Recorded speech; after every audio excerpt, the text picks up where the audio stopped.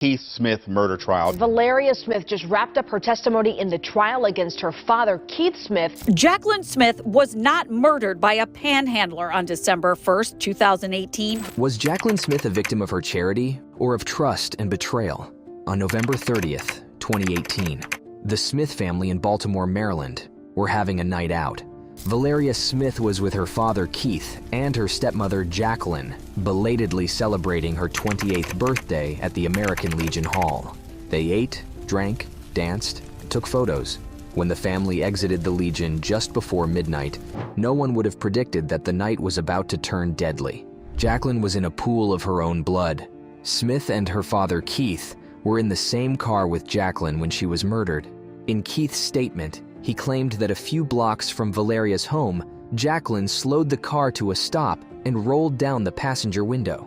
Jacquelyn wished to offer money to a new mother who was out on the street with a sign that read, "Please help me feed my baby." As Keith would later tragically recount, stopping to help a woman in need was Jacquelyn Smith's fatal mistake, as two panhandlers appeared with a knife. She was stabbed 5 times to her torso and a single cut to her lower right arm.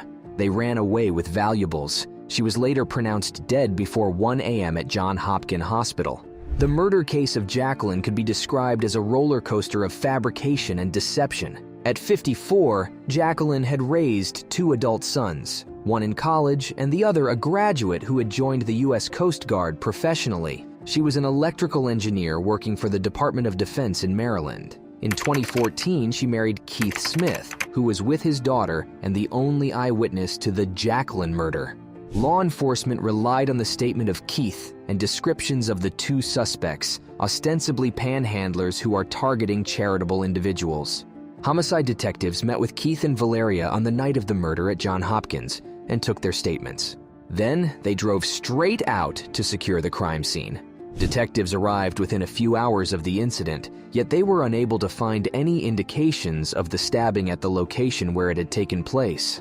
The next morning, Detective Beauregard Singer and Santos tried again, this time in the light of day. They began to conduct a canvass of the neighborhood after walking the streets, searching the surrounding area, and speaking with local residents. They found nothing of evidentiary value. The team was unable to independently verify where Smiths had stopped for the panhandlers. They could not locate any witnesses, and the murder knife was not found. Obvious to the team of experienced detectives was that the 1000 block of Valley Street was neither a well-traveled nor a very well-populated area. This was not an area where panhandlers would typically be found. Most of the houses on the 1000 block were vacant. Why would a panhandler seek alms in an unoccupied environment? Keith and Jacquelyn's 2012 Audi A7, driven by Keith that night, was brought to police headquarters directly from the hospital for processing. Latent prints were recovered from the exterior of the vehicle, on the passenger side, but these were determined to be those of Keith Smith. No other prints were identified. There was no unidentified DNA or fingerprints in the vehicle that could assist law enforcement in tracking down the unknown panhandler murderers. Investigators find it difficult to corroborate the details provided by Keith and his daughter, so they sought to verify the route taken by the vehicle. The homeless outreach team was also notified based on the descriptions provided by Keith and Valeria. This team used all its existing resources but was unable to develop any suspects. The inability to verify the crime scene was an obvious hindrance to the investigation. Investigators began by acquiring surveillance footage across the city to track Smith's movements. They arrived at the American Legion Hall on Madison Avenue. Cameras there confirmed that the Smiths left the hall together at 11:45 p.m. Reviewing the footage of 27 CCTV cameras from the Legion to Valley Street near Valeria's home, the team sought to recreate the path taken by Keith and verified by his daughter. Detectives were unable to locate the Audi on any of the cameras around the areas described. They reviewed motion-activated residential security cameras that could have captured angles of the incident itself. First, at East Chase Street, they found nothing.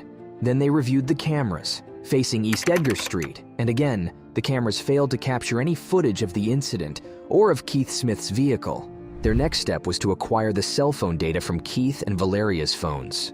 Hopefully, they could use signal data to map the family movements that night. Keith's cell phone showed no activity throughout the evening before he placed the call to 911. But data from Valeria's cell phone proved to be insightful. It showed that the family had not gone south after leaving the American Legion to take Valeria home, as they had told detectives. They turned north. Connected towers indicated that the family had traveled to Druid Hill Park near the Maryland Zoo and had remained in that location for 15 minutes, which neither of the Smiths had mentioned. Efforts to track Jacquelyn's phone and other items proved abortive. However, after some weeks, Jacquelyn's Visa card was flagged. Detectives tracked down 3 male teenagers who claimed to have found the card in a Michael Kors clutch on Caroline Street in Madison Avenue. The teens were detained and questioned as potential suspects. They were ultimately released, however, when the location of the bus stop was confirmed to be on the exact route taken by Keith and Valeria after leaving the Legion. Baltimore detectives had failed to uncover a single piece of evidence linking Jacquelyn's murder to a pair of panhandlers. What they had discovered was a series of inconsistencies and contradictions in the statements offered by the Smiths. For instance, Keith told police at the hospital that the male panhandler had reached into the car and stolen his wife's purse. In subsequent statements, he said it was the woman who did. Police confronted Keith with the location data at that stage, and his story changed once again. He claimed that he had been lost that night and was embarrassed to admit it. After he was released from that interview, Keith Smith drove home remotely, agreed to a year-long lease for a modest home in Florida, ordered and packed a rental truck, and left the state. On February 4th, he came in one night with a very large moving truck and rapidly loaded it the next day, and he was never seen again. Valeria later left Maryland as well to meet up with her father. Law enforcement knew Keith was fleeing and they were tracking him. Keith suspected that he was being watched. He attempted to dodge a wiretap on his phone by changing his number, changing his phone provider, and shipping a new cell phone to his daughter, but law enforcement was still listening. In February 2019, Keith attempted to book 2 flights out of the country. These attempts failed because he did not hold a U.S. passport. Keith eventually deduced that he could fly to the U.S. Virgin Islands by providing only a driver's license. While placing these calls, his search engine was locating information on how one might travel to Mexico without formally going through a border crossing. On March 1st, Keith rented a car in Texas. This move prompted an immediate response by police in Baltimore. An arrest warrant was issued for Keith and his daughter 2 days later.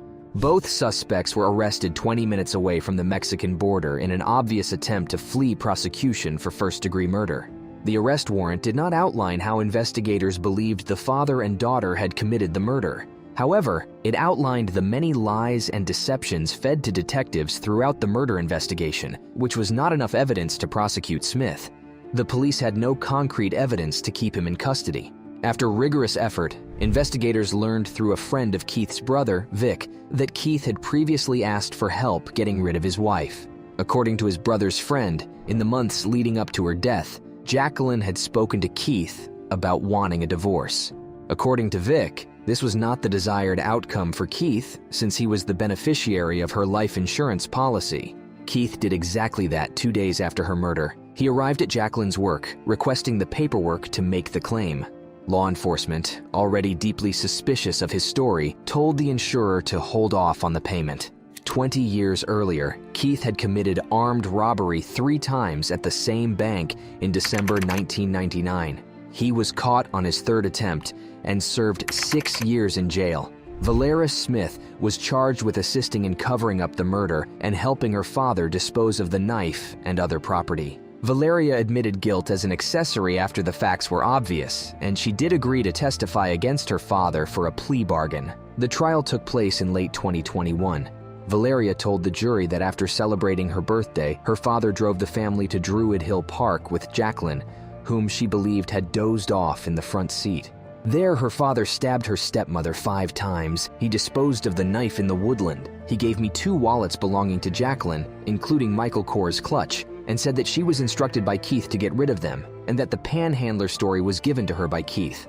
The 32-year-old recovering addict testified that she was forced by her father to lie, but was telling the truth now because she did not want to go to prison for a murder that she did not commit. Keith Smith was convicted of first-degree murder in December 2021, and he was sentenced to life in prison. Valeria was also sentenced. She was given 5 years for her role in covering up the murder. The verdict and sentencing came as a relief to Jacquelyn's family. Do you think such judgments were truly a relief for Jacquelyn's family, or do they deserve more? Let us read your comments in the commentary section. Also, subscribe for more crime stories. Thank you.